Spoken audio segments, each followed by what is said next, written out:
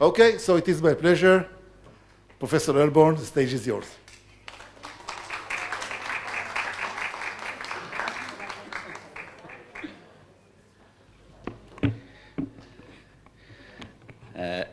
Thank you very much, and thank you very much for the very kind invitation. After the 10 golden rules, I'll now think about Eitan as Moses with his 10 golden rules, and I'll borrow those slides, I think, sometime. So I'm going to probably say some quite similar things to both Hannah and Eitan's talk. I'll try to, though, give you a perspective from an adult pulmonologist. I've been looking after adults with cystic fibrosis for about 25 years, and in the United Kingdom particularly, we've made a decision quite a long time ago to develop adult services to parallel the pediatric services for people with cystic fibrosis, and so have a very well-established process of transition from pediatric care to adult care, and well-established adult centres who have learned from our pediatric colleagues and developed the infrastructure that's important to develop optimal care for people with cystic fibrosis. I want also to say that, and I think you can pick it up from both of the talks, we really are standing now at a time of real hope for people with CF, and I think there's a lot of encouragement from the new therapies and also the delivery of the current therapies that we have that really impact the outcome for CF. So I'm not going to talk about drugs. I'm going to talk more about the infrastructure and some of the issues that I think challenge us as a CF community in general. Just to remind you, CF is predominantly, or at least we've thought it's predominantly, a disease of Northwestern Europeans, but I think as the genetic testing for cystic fibrosis is applied throughout other countries of the world, we're finding CF not just in the Americas, but also increasingly in the Middle East, Africa, and India. And so I think this disease is almost certainly a universal disease of mankind. It may be different in terms of its prevalence across different communities, but I suspect it is there somewhere in most countries. This slide is from the French registry, and it shows the inexorable climb of the number of adults with cystic fibrosis in the more developed countries of the world. And I think, as you've seen from both Hannah and Eitan's slides, that in many Western countries now and Australia, that the number of adults with cystic fibrosis is at least equal now to the number of children. And over the next decade, we're going to see an increasing number of adults come through from pediatric care. In many countries and in Israel, children do not die now with cystic fibrosis. They move on through adulthood, and the morbidity and the mortality of cystic fibrosis occurs in older ages. And I think this is an important issue, and I think it's a persuasive piece of information that we need to think about in terms of how we deliver service, because there are, I think, some limitations for pediatricians to deliver care for adults. That doesn't mean they can't do it, because clearly they're doing it extremely well here in Israel and in many countries in Europe. But a sustainable care package for people with CF, I think, requires in due course adult care to be delivered. And why might that be? Well, I think it's so important that pediatricians are concentrating on the children, because where you can make the biggest difference in the outcome for cystic fibrosis is clearly, and I think now with good evidence from a number of studies, during the first few years of life. A lot of damage is done in the early period of life after birth, and certainly during the first decade. And it's so important that pediatricians have the time and the energy to be preventing cystic fibrosis develop by using the sorts of approaches that Eitan and Hannah have described, with clear, well thought through therapies that really make a difference. And the change in this adult demographic is shown, I think, in this graph. This is data which is a little bit old. It's the biggest survey across Europe of people with cystic fibrosis, and Israel was part of this survey. And you can see up here that there's an increasing number of older people with cystic fibrosis over the age of 35. And this is a combination of people with milder mutations who present perhaps later in life, but also increasingly individuals who have so-called severe mutations who are surviving through to later adulthood. And I think the prospect of looking after 30-plus-year-olds in pediatric centres is really quite difficult because the facilities are not there, by and large, in pediatric centres to be able to provide the optimal care for adults. You've seen some versions of this slide. Mine's got many more pictures than either Hannah or Aitan's, I'm not going to go through it because I think they've gone through it very clearly, but I just want to emphasize this top bit here. Centre care is absolutely critical for the delivery of care for CF, and it's no good paediatricians passing on adults to respiratory physicians or pulmonologists. It has to be to a centre that knows how to do it. And the challenge, I think, here in Israel and in many countries in Europe is for the paediatricians to find the champions who are going to develop centre care for adults and to train them, to woo them, get them involved, get them excited by the challenges and the satisfaction of really making a difference for people with cystic fibrosis and developing good adult centres. I'm going to skip that because I think that's been covered very well already. I want to then now just talk about a few areas, and I've only a few slides in each of these areas to just give you a flavour of where I think the real opportunities are to make a difference, and I'll particularly emphasise issues around adult care. But it would be wrong not to start with neonatal screening. And I know this is an issue of current interest in Israel. We have been screening for cystic fibrosis in my part of Ireland for over 30 years. And I know it makes a real impact on the outcome for people with CF. We have almost 300 adults with cystic fibrosis and 180 children with cystic fibrosis. And I think that reflects the excellent outcomes that occur when you can really get in early and treat cystic fibrosis after neonatal screening. We don't see babies like this anymore. We don't see malnourished children with cystic fibrosis presenting, whereas this is still occurring in countries where there is not neonatal screening. And it's really such a straightforward process to screen, and you already have screening in Israel for other diseases, and I think it is really mandated for screening to be available.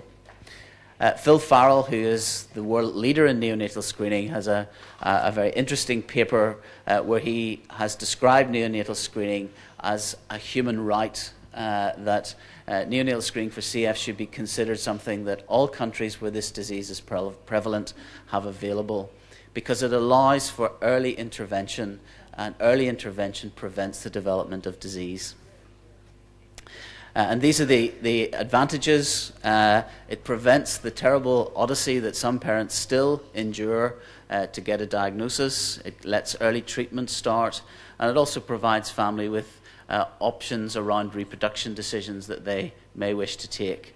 There's now good evidence that it results in better outcomes in terms of length of life, but also in quality of life.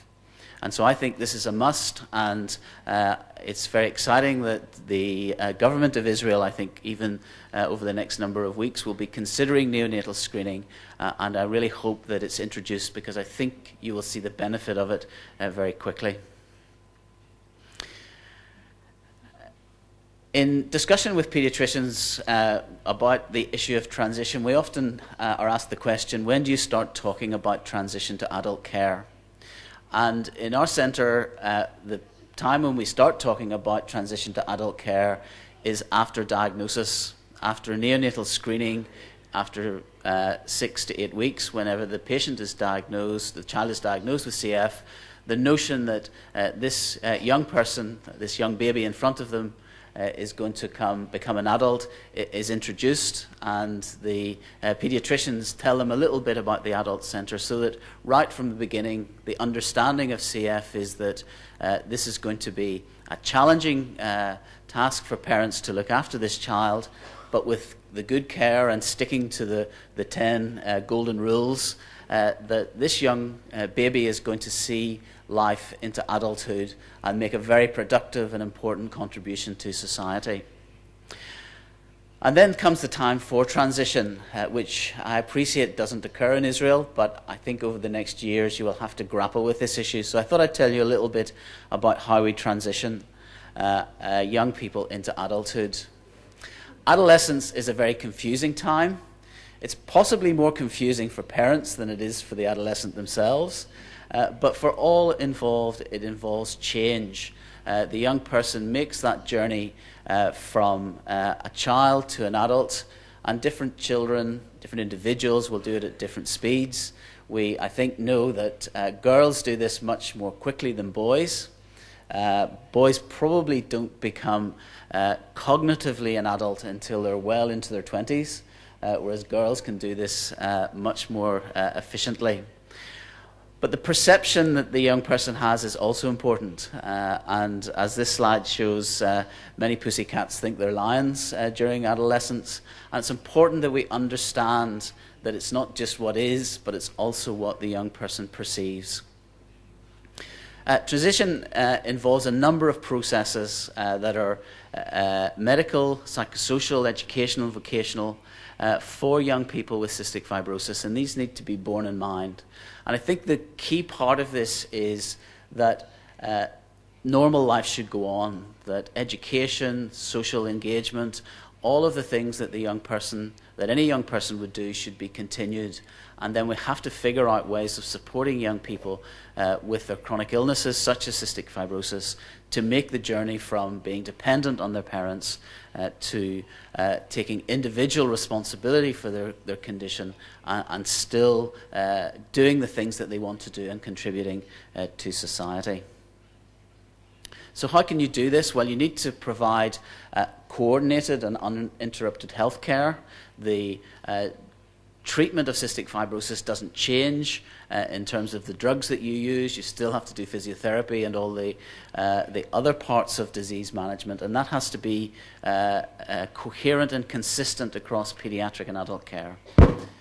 But we have to help the young people develop skills of communication, of decision making, and of assertiveness, because they're making that break from their parents where they rely on them to make the decisions to the point where they then have to take on decisions about their disease and their management themselves. It's very important that the social and educational and employment issues are also emphasized during this time so that they're supported through making those decisions. And I think finally, one of the real tricks about transition is you have to help parents transition as well as the young person with cystic fibrosis. And you also have to help the pediatric teams transition because they have become very close often with the family and the young person, and it's really difficult for them as well. So transition doesn't just involve the young person with CF, but critically involves parents and also really must involve pediatric teams.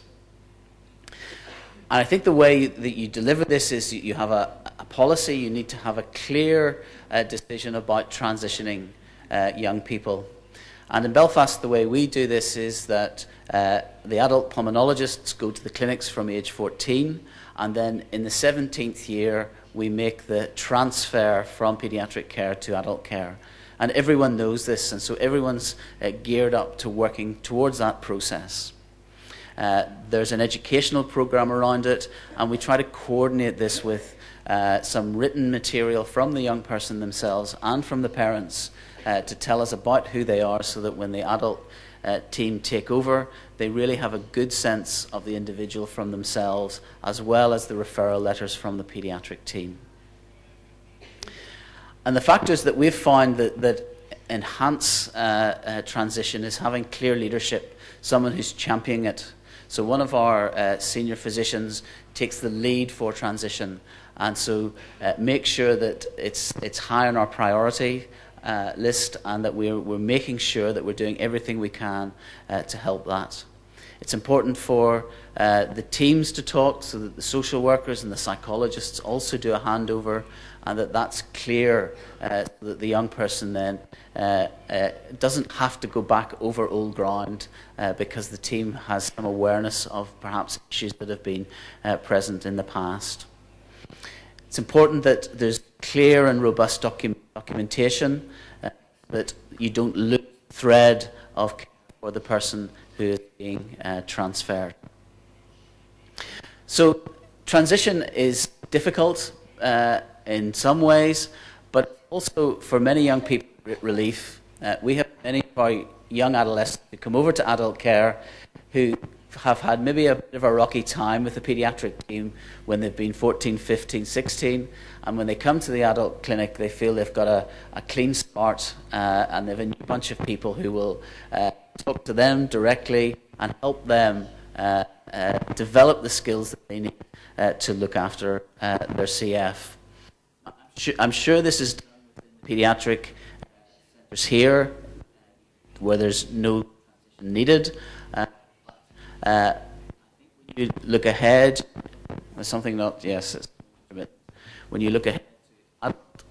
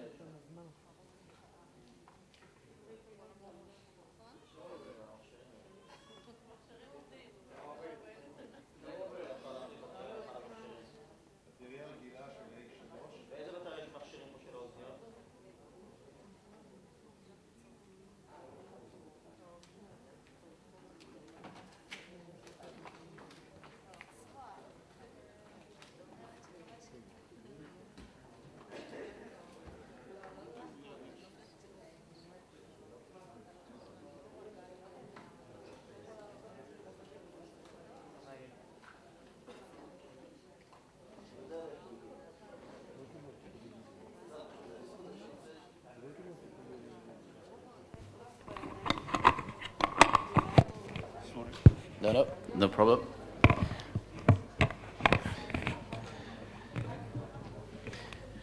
Okay, I think we're back online. Thank you. So let's move on to, I think, some of the challenges of adult care. And again, I want to emphasize I've now seen a number of centres here in Israel, and the care that's being delivered is really top-notch. But the challenges that adults bring, and I think will bring increasingly as people live much longer with cystic fibrosis, I think need adult contexts in which to sustainably deliver services for such individuals. So just to kind of contextualize this, we did some calculations a couple of years ago for Europe and the US.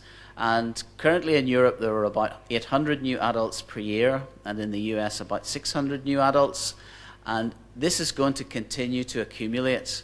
And I think the paediatric services, if they are unable to develop the adult care that's required to look after and support these young people, will really begin to feel the stress and the strain of that.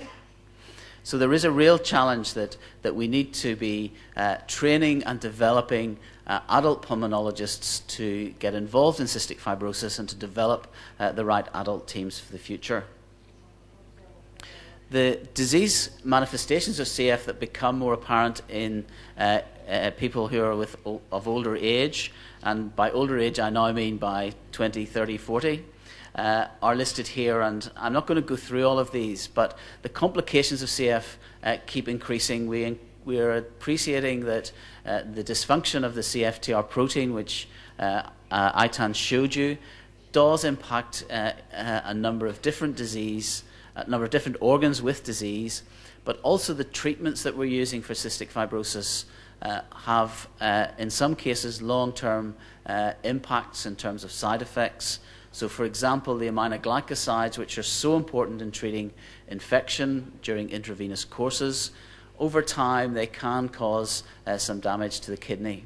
So the disease itself is causing complications, but also some of the treatments that we use also have an impact. So there's the normal stuff, there's the increased complexity of disease and the complexity of therapy, and new psychological challenges are also important. When I started in cystic fibrosis, I worked in a joint sort of adult pediatric setup, and it was really very painful to see young people in their late teens and 20s die too soon from this disease. But it's even more complicated to die in your 40s, perhaps with a family, with a whole social network around you. And so those challenges and the psychosocial challenges of dealing with transplantation and the potential for early death are really very challenging. And I think, again, to be managing those in an adult context with an adult team is the best place for those to be managed rather than within a pediatric centre.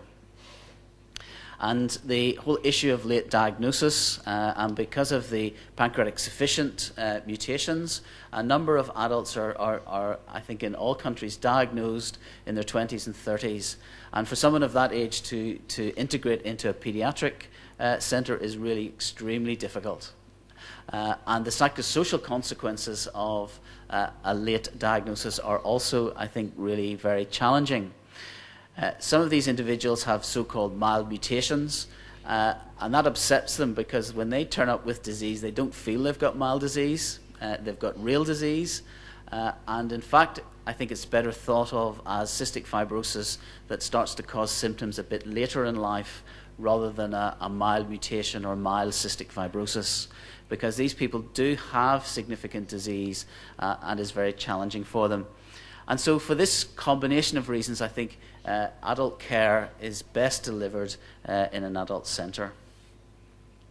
I'm going to move away from specific adult issues and just mention a couple of other areas which I think are really critically important for the optimal delivery of care in CF. And I think some of these areas are very important, and I think you're addressing them in Israel, but in smaller countries this is quite difficult because everybody knows each other, and to be able to do quality assurance in a context where everyone's very close is actually really quite challenging. So what I mean by quality assurance? Well, I think we need to, as a CF community, really believe that we can add years of life, we can improve survival through the consistent application of the current available approaches that we have. And ITAN outlined these really very clearly. By applying those principles, we can make a difference to the length of life and to the quality of life of people with cystic fibrosis. And it should be our vision in every country where CF is a challenge that we have exemplary care at all CF centres which achieve this aim.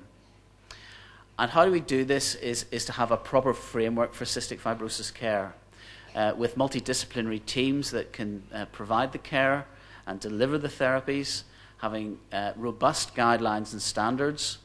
And then, and this is the tricky bit, to have some sort of peer review or accountability so that where there are good practices, they can be applied universally, and where there are bad practices, these can be challenged and changed so that we're delivering the best care possible in all centres. And to do this, you need to measure. And the best way, I think, we've found to do this in healthcare is through registries that regularly collect data that help us do this. And with this combination, we can have what I've called the virtuous triad of evidence-based practice in cystic fibrosis.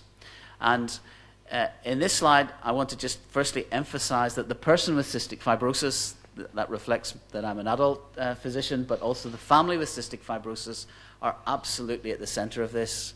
And it's so important that you as people with CF or parents or grandparents or whatever with cystic fibrosis get involved in this issue. Because unless you engage with it, things are difficult to improve in centres. But by combining registries where you can measure practice and outcomes with against the guidelines that have been written by experts in the condition, and with really robust peer review and accountability for how we deliver care in CF centres, I believe that we can continue to improve the outcomes for people with cystic fibrosis.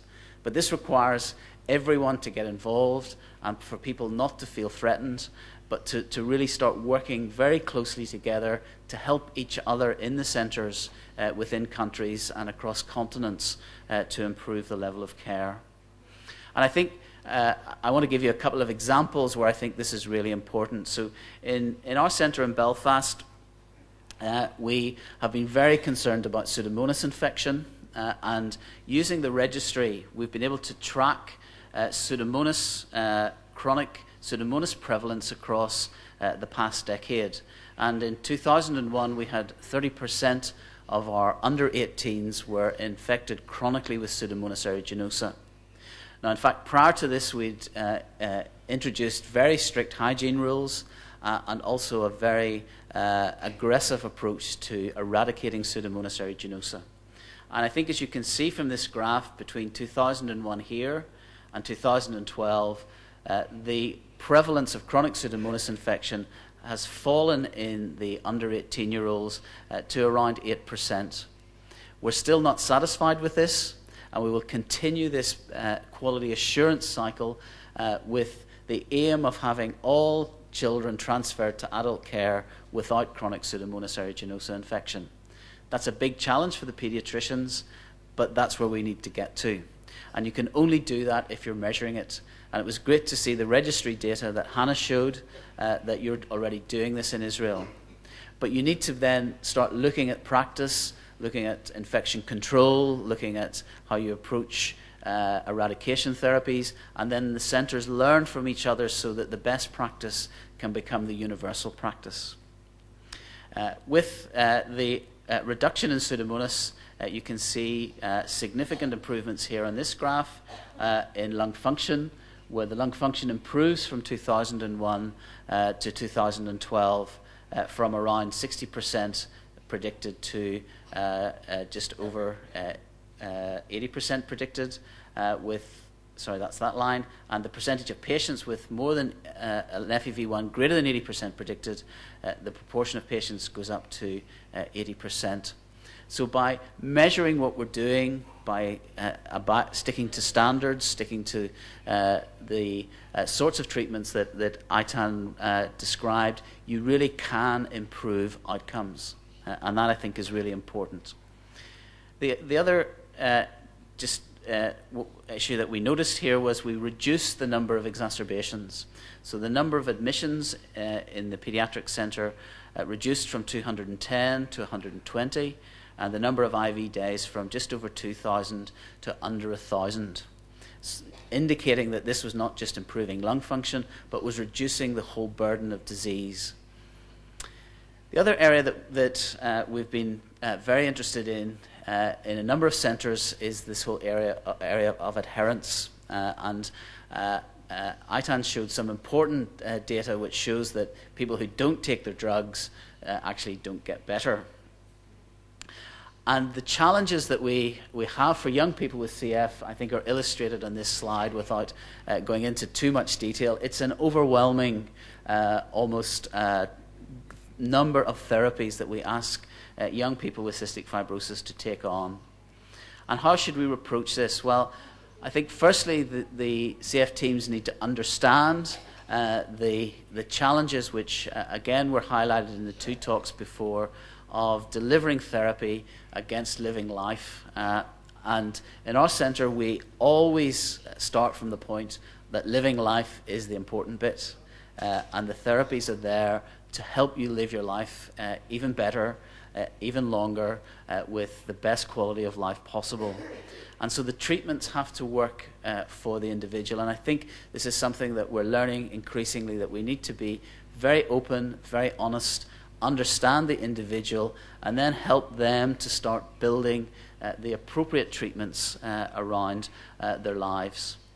And this has been explored a lot by a group in the US led by Alexandra Quittner, which takes away this kind of conflict between you must take your medicine, if you don't take your medicine you'll get sick, I don't want to take my medicine, I want to get on with living life. And it says let's try to move away from this and think about problem solving, to find the barriers that are stopping the young person take their therapy, problem solve, help to educate them, and take a much more engaged process to the whole area of adherence, because it's so important that we get this bit right. Drugs that are not taken don't do any good, and so we need to figure out much better ways of supporting young people to take their appropriate treatment in a way that allows them to get on with their lives. And really, just to sum up this bit, there's a number of factors that have, I think, come out of various peer review, site visit approaches to improving quality. And these are taken from both US experience and some UK experience around this. And the best teams have very clear leadership. It's clear who makes the decisions in different areas and how they're coordinated.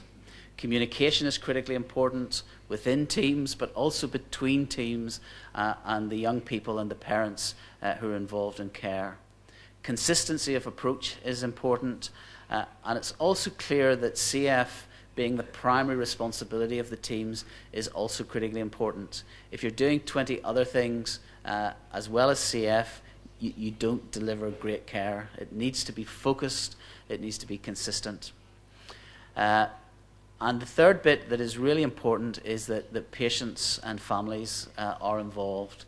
So where parents and people with CF are well informed about their disease, where they understand the disease and the reasons for taking the various medications, if they know where to get the right advice and the right support, they know how to contact when they're not well, and people and families where there's a real expectation of getting the right treatment at the right time. These have all been shown in various studies to be important in having functional teams that really support people with cystic fibrosis. And perhaps they can be summed up in the 3 L's at the bottom of leadership, longevity, and love. So finally, I just want to say a couple of words about some of the new treatments and the importance of clinical trials. And I know Eitan has emphasized this already, but if we're going to make the next series of advances, which will happen, we can do it quicker, the more people with CF get involved in participation in clinical trials, and the more centres that get geared up with the right infrastructure to develop, to deliver clinical trials. Eitan mentioned the European CF Society's Clinical Trials Network. We now have 30 sites which involve 13,500 patients. Within the next couple of years, we'll have another wave of expansion, and we would really hope that Israel is part of that expansion and that some of the centres here become part of the Clinical Trials Network. And this picture of Danny Bisset, who was featured on the edition of Science, which had 3 papers which Batsheva Karem and Eitan were involved in terms of the discovery of the CF gene. This was Danny in 1989 when this was first published, and this is Danny a couple of years ago. And it's only now, 22, 23 years later, that we're now beginning to see the fruits of the discovery of the CF gene and the understanding of how the gene functions. Now, you might think that's an awfully long time, but in science, this is actually this is one of the quickest results from a genetic disease where we've understood the gene and had a therapy that's effective, that is ivacaftor already, that has made a difference. And that's just shown in this slide of the period of time that is taken from that fantastic discovery in the late 1980s to the delivery of the first drug, which makes a difference. And I want to just emphasize again the importance and the watershed nature of the ivacaftor trials that show that you can fix the CFTR protein, that drugs or other therapies will be able to correct the function of that protein, and that has a really huge impact on symptoms and outcomes in cystic fibrosis. We'll just skip that slide. This is a slide which some of you I'm sure will be familiar with. This is the drug pipeline which the Cystic Fibrosis Foundation publishes and updates on a regular basis of therapies that are in clinical trials and those that have got through to being delivered in terms of treatment. And I think it's very exciting that we have new therapies that are available in the clinic across the basic defect into mucus clearance with hypertonic saline and bronchitol and pulmozyme, anti-inflammatories and anti-infective agents. So in all the domains where we know we can make a difference in CF, we have new therapies. And that's thanks to people with cystic fibrosis, parents and their children, participating in the important clinical trials that give us the evidence to make these drugs available through our healthcare systems and applied in the right way to the right patients so that the most benefit is gained with the least side effects. And there is a really exciting horizon ahead of us. One of the important messages that I've taken from the people that we have been treating in my centre with ivacaftor, and we have now almost 50 people being treated with ivacaftor either by prescription or that they're participating in a clinical trial. The thing that we can't measure with all the fancy tests that we do is the hope that the change in how they feel has brought to them. And I think that must drive us to really continue to meet that hope for the whole CF community. And there are exciting studies going on that I think will have an impact over the next year or two in treatment. So we have the additional gating mutations, which Aitan mentioned. That study has finished and been reported, and the other gating mutations respond as well as G551D to ivacaftor treatment. So that's another bunch of people with CF who are going to benefit from the treatment already there. There's some other surface mutations, the class 3 and class 4 mutations that again were mentioned earlier, particularly this mutation R117H, which is particularly common in my centre. We have 50 people with R117H, and they're currently in a clinical trial which has just finished, and we should know the results of that clinical trial either just before or just after Christmas. And I think there's every reason to believe that this mutation will respond as well to ivacaftor as G551D and the other gating mutations. And there's also studies being undertaken in 2 to 5-year-olds with ivacaftor to make sure it's safe to go down to earlier in life. And I think the aim is for all of these therapies to figure out if we can safely deliver them to babies who have been diagnosed by newborn screening. That will take a while to do the safety studies that the EMA and FDA wishes to do, but we will get there. And I think in 10 years' time, we will have drugs that we can start after neonatal screening. And that's another really important reason why it's critical that neonatal screening is available in Israel and other countries where it's currently not available. For the more common mutations, the F508del mutation, particularly homozygous individuals for this combination of mutations, there are 2 large studies which have finished recruiting. This has been one of the most speedily recruited clinical trials that I've ever been involved in. Recruitment opened around May, and it finished at the end of September. And there were quite a lot of centres around the world who were geared up but weren't geared up enough, and they weren't able to get their patients into the clinical trial. And that's quite disappointing for those centres. But I think it shows the momentum that the CF community now has to really test the drugs that are being developed to correct the more common mutations such as F508del. So these are combination studies with lumacaftor, which fixes the F508 and brings it up to the surface, in combination with ivacaftor, which then opens the gate to allow the chloride transport. And there are more correctors and potentiators in various pipelines, particularly Vertex, but also now Novartis have a compound which will enter clinical trial in the early part of next year. And Genzyme, Pfizer, and a number of other companies are also developing drugs in this area because they've seen the success that can be achieved in CF. And some of these drugs may indeed have wider application in other lung diseases associated with mucus and infection. So we've come a long way in CF, and you've seen some pictures like this already. CF in the 1940s was almost universally fatal within the first few years of life. In the 80s and 90s, we made huge progress, and by this decade, we've made even more progress. This is one of my patients. He's followed a lot on Twitter and Facebook. He is a personal trainer. He has normal lung function. He does not have Pseudomonas aeruginosa, and he's homozygous for F508del, and he's in his early 20s now. You can see, for those of you who are very smart, I hope some of the pediatricians have picked it up, he has a transverse scar here, which is why I've shown his torso. He had meconium ileus as a baby. So CF is now a condition where you can live life well. Ben made the front of this very auspicious journal, Men's Health.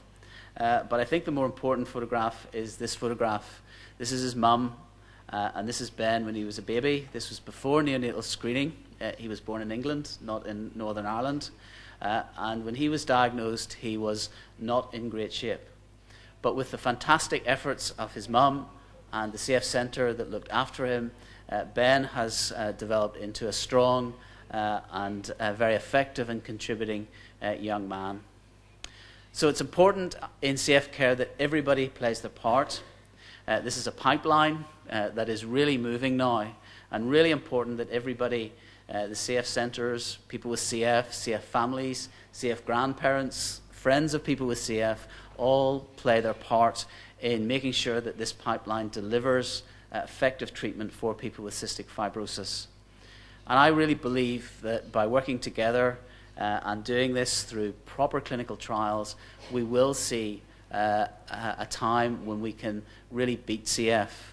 And we won't cure it in the sense that it won't go away completely, but I think we can beat the life-shortening nature of this condition and the quality of life impacts that living with cystic fibrosis has. And to do that, if we work together, I think we can do it much more quickly. And I think that's what people with CF and parents with CF want most of all. So thank you very much for listening. And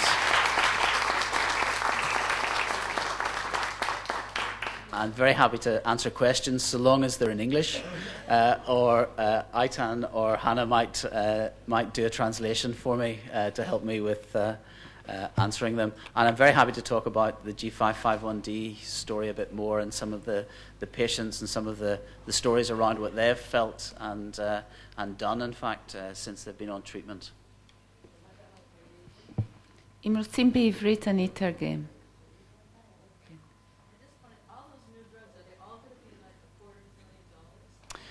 Okay, so that's a yeah. Yeah.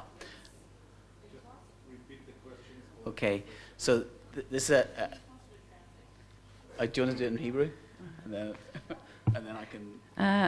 האם זה אתי באמת לקחת $300,000 לשנה על כל אחת מהתרופות החדשות האלו לכל חולה?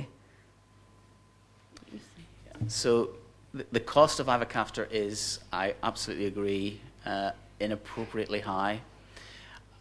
This issue, and we could talk, I think, a long time about it, is very problematic.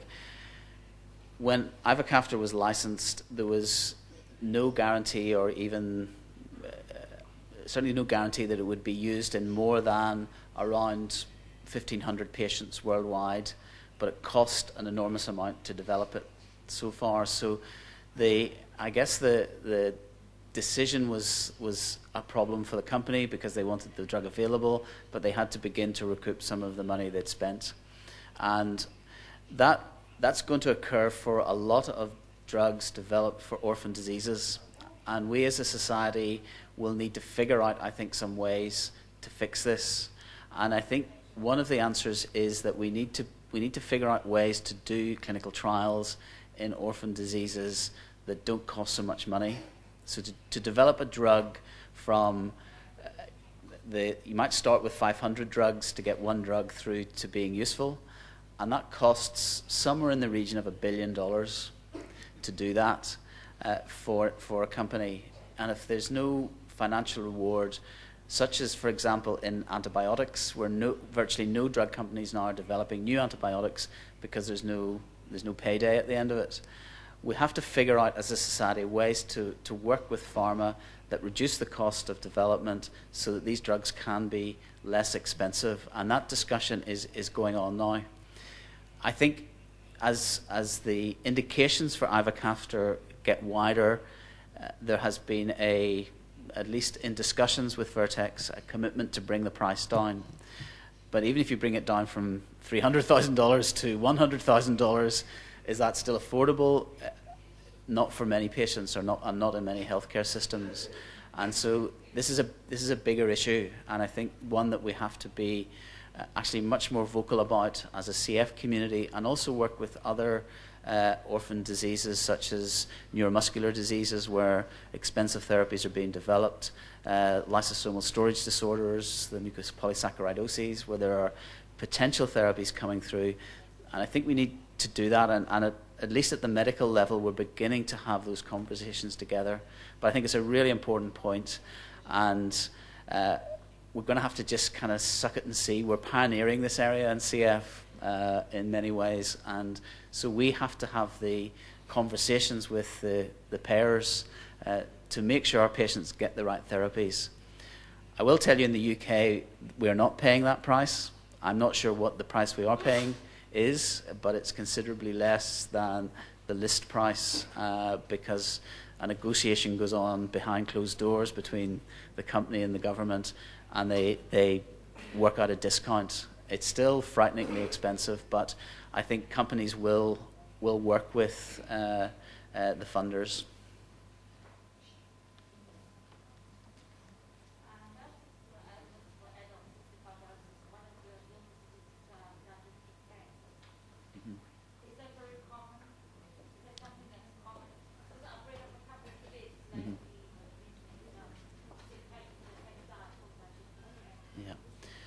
So it is statistically more common, but it's not very common. Sorry, the question, gastrointestinal tract cancer, is it more common?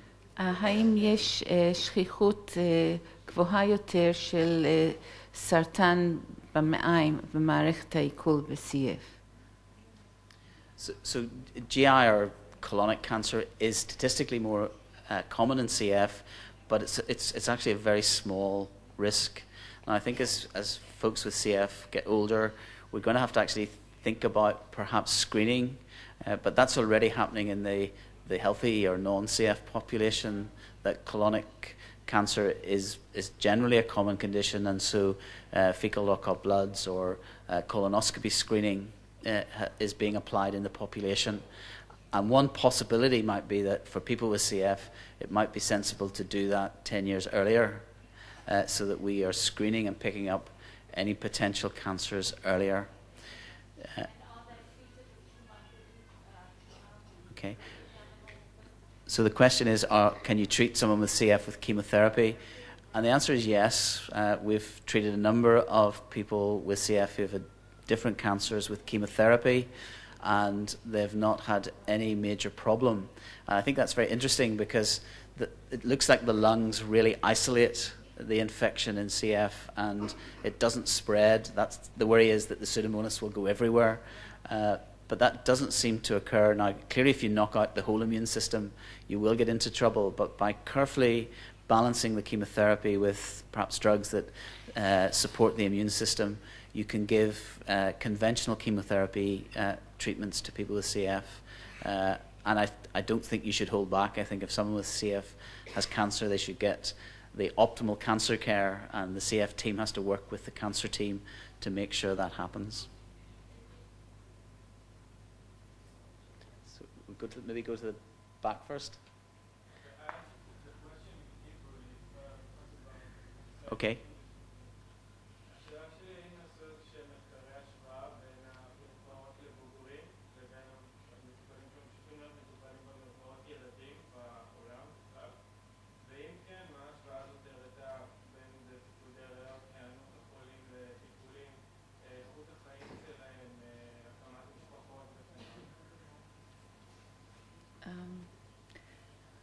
The question is whether there have been any studies comparing adult centres with combined paediatric adult care in one centre as far as outcomes go, lung function tests, psychosocial, bringing up families, coping with disease, quality of life.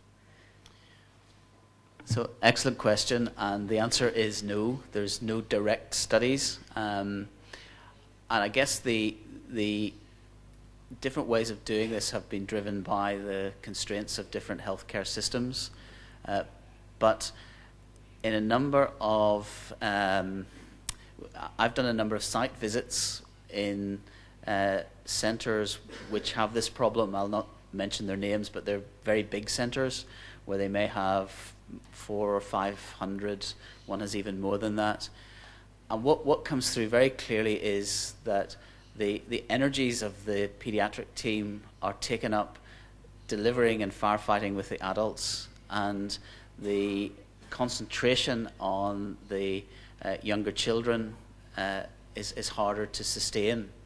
And that becomes a real challenge because you then have to keep increasing the number of physicians and team members to try to do that. And I think we've learned that somewhere between maybe 250 and 350 patients is about as big as a centre can get and still remain functional. Once you get to more than that, it's very difficult to keep the cohesion within a centre. And so in those centres with combined care, they really want to develop the adult services because they can see the advantages in the longer term as more and more adults are needing cared for, that they can then refocus on what they're trained to do, which is look after children with cystic fibrosis. So I think this is going to be very hard to show in a research study, although we may begin with the registries to be able to ask those questions and at least look for associations. I think combined care, the teams are working just as hard as when there's separate adult and pediatric clinics and doing as good a job. What worries me is in 10 years' time, will that still be sustainable? I don't think so, and I think we have to be engaging the adult community in delivering care for adults with CF. There's a lady over here.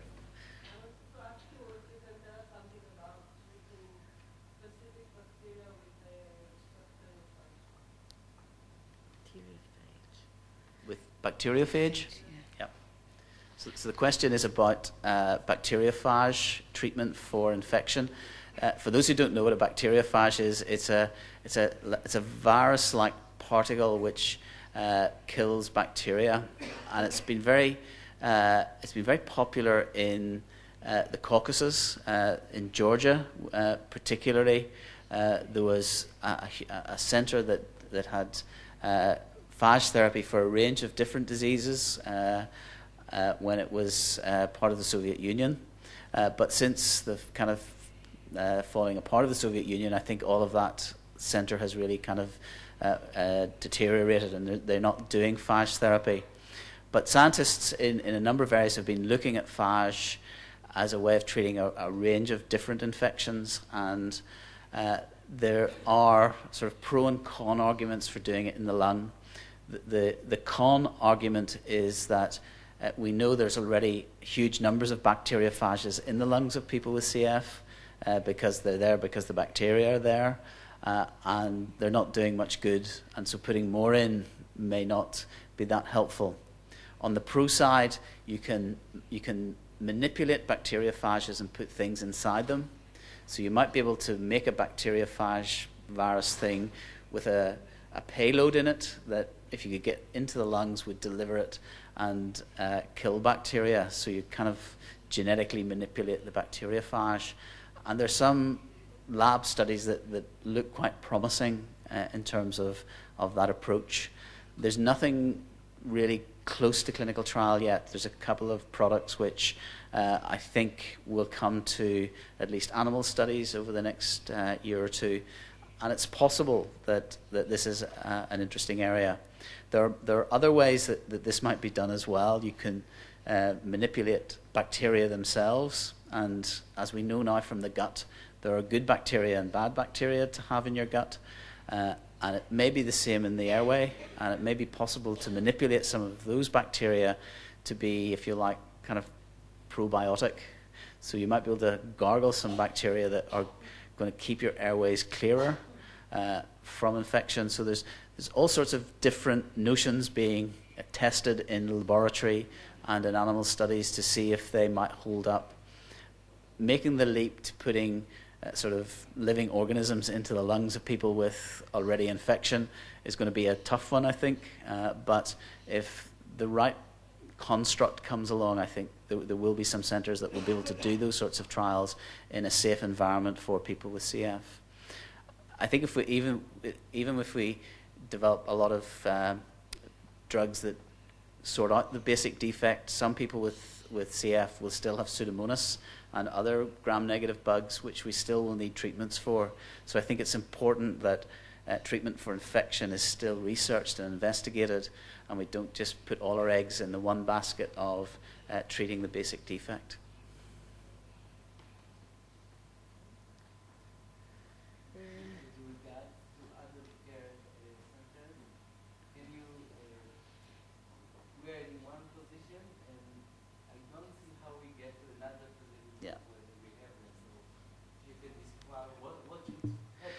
Okay, so how do you, I think the question is, how do you start up an adult centre? Well, I think you probably have to think about CF in the whole in a country. So in Israel, for example, you have 7 CF centres, six.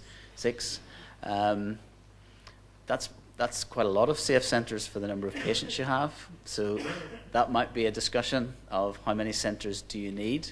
And for adult care, we would suggest that you need at least 100 patients to be able to deliver an adult centre. And so from what I've seen, you might say, well, Jerusalem, Tel Aviv, and Haifa need an adult centre to support the paediatric centres that are there. And you might have a discussion about, do you have too many paediatric centres somewhere else? And so to do that, you first of all, I think, have to get the CF community to want to do that, because if you guys don't want that, it'll not happen, because it'll be a political decision somewhere to support this if you want it to happen. So I think as a CF community, you've got to decide, is that what you want to do? I've given you a very pro argument. I think there may be some good con arguments in terms of the great care that you already have. And then I think you've got to talk to the hospitals, the politicians, and actually produce a plan. Now, it's clear that in Haifa there's already some movement to develop an adult centre, and I think that's to be encouraged, but it'll probably take 5 years for that centre to become established. And I think that's the right thing. It has to evolve with the support and the input of the paediatricians, and also the support and input of parents and people with CF. So if young adults with CF say, well, I love Professor Karem and I love Professor Blau and I'm never leaving them, that's not going to work either. So there's got to be kind of decisions made at various levels, and then you have to go for it. And then have a plan, I think, over probably 5 years to get that to happen. you also have to identify the champions in pulmonology. You need to find adult physicians in the three cities who will commit their lives to this, and that's not an easy thing to do either. And probably the best thing to do is to find some young, up-and-coming physicians who kind of get it, and then really connect them to the pediatric centres and let them evolve the services over a period of time. There'll be lots of support for this. There'll be a document by this time next year from the European Respiratory Society really stating clearly that this is what the European Respiratory Society believes should be the way adult care is delivered for CF, and here's how you do it. So there's a kind of manual being produced that will not tell you exactly how to do it, but will give, I hope, the right advice and help equip countries where there's a challenge with adult care to develop the right services for their particular healthcare system.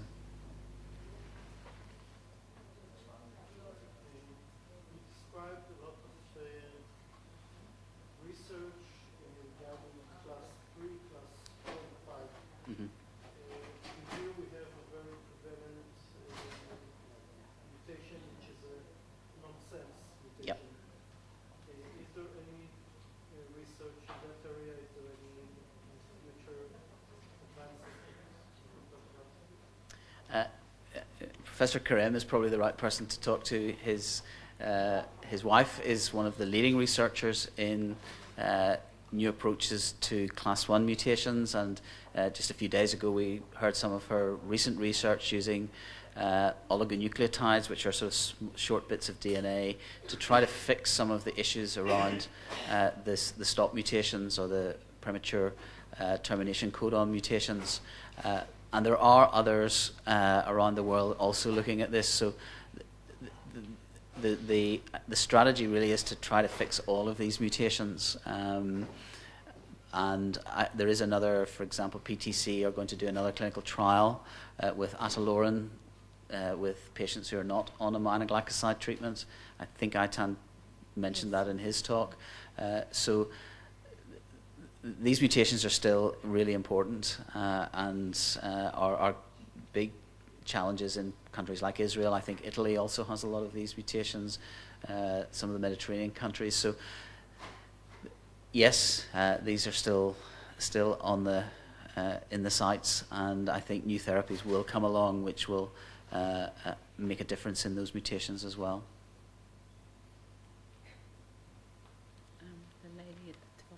אני רוצה לשאול לגבי אם ידוע בעולם בכלל על תופעות לוואי וכל הטיפולים החדשים שכל הצוות דיבר היום עליהם, אחד, ושתיים, אם יש איזה חשיבות נותנים להגברה של מערכת חיסונית ואיך למטופלי CF, ל-CFניקים בכלל, עם אולי טיפולים משלימים או בכלל, כי הטיפולים הם ארוכים וכבדים ואנטיביוטיקות וכל התרופות למיניהם, אולי קצת,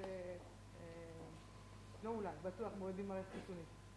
אז אם יש חשיבות להעלאה של מערכת חיסונית ואיך? Two questions. The first one, are there side effects of all these new CFTR modifying drugs? And secondly, with all these antibiotics and everything that everyone's getting, are there any complementary medicines that can help strengthen the immune system? Okay. All drugs have side effects. So yes, ivacaftor has some side effects. So far, none of them have been serious. They've been minor effects like headache, a little bit of nausea. So it looks pretty clean. Ateloran, I think Aitan also mentioned, had some side effects with kidney function and liver function. So it has some side effects. The VX809 or lumacaftor, again, so far looks reasonably clean, though may cause a sense of constriction and sort of breathlessness in the first few weeks of using it, and this is, I think, coming out in the clinical trial. So yes, they will all have some issues with side effects that we'll have to deal with. Complementary therapies for CF are, I think, difficult. one complementary therapy which I think is very useful is using probiotics when you're on IV antibiotics, because IV antibiotics do change the bugs in your gut, and I think it's very reasonable to take some of the straightforward probiotics, such as the yogurt drinks that have lactobacillus in them. So I think those sorts of things are good. And then the use of other complementary medicines almost depend, I think, on whether you believe they work or not. Some people find them helpful because they have some faith in a particular medicine or treatment. But it's very important to remember with complementary medicines that they can interact with the non-complementary medicines, and so important to check using those sorts of treatments with your CF physician, because we need to just make sure there's not an interaction with the drugs that the person's currently on. Other complementary things like yoga or Pilates or physical things that are good for your posture, good for your general fitness, I think those are to be strongly encouraged in CF, because any form of exercise or muscular strengthening almost certainly will be a good thing to do. Okay, I think that we will say thank you very, very much to Professor Elbom for coming here. Absolutely wonderful talk. Thank you. Thank you, everyone.